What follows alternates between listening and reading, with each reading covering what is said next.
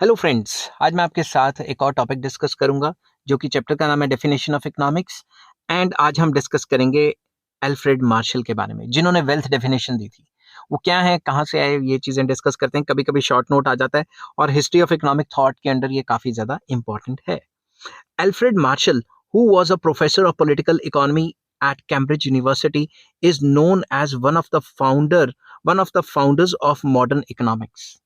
जो Alfred Marshall थे वो प्रोफेसर थे पॉलिटिकल इकोनॉमी के, कहाँ पे, कैम्ब्रिज यूनिवर्सिटी में। और वो फाउंडर माने जाते हैं आजकल के मॉडर्न जो इकोनॉमिक्स हैं उनके। क्यों? क्योंकि उन्होंने वेलफेयर की बात की थी। इन्होंने जो सबसे पहले क्लासिकल डेफिनेशन आई थी इकोनॉमिक्स की, वो मटेरियल की बात करती थी, मटेरियल गुड्स की बात करती थी, वेल्थ की बात करती थी।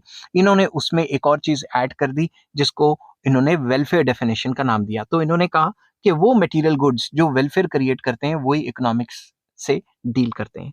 हिज मोस्ट फेमस स्टूडेंट, उनका जो सबसे फेमस स्टूडेंट था, लोगों को नहीं पता, वो थे जेएम केन्स। ठीक है। Described Marshall as a greatest economist of 19th century.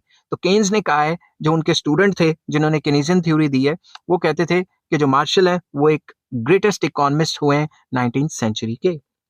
Marshals book, जो उन्होंने बुक लिखी थी, वैसे तो कई बुक्स लिखी थी, मेन जो है प्रिंसिपल ऑफ इकोनॉमिक्स जो 1890 में लिखी थी, was considered as a most influential textbook in economics with worldwide reputation of for many years. तो ये बुक जो उन्होंने लिखी थी, उसकी रेपुटेशन पूरे वर्ल्ड में काफी सालों तक बनी रही। आज भी लोग इस किताब को लेके पढ़ते हैं।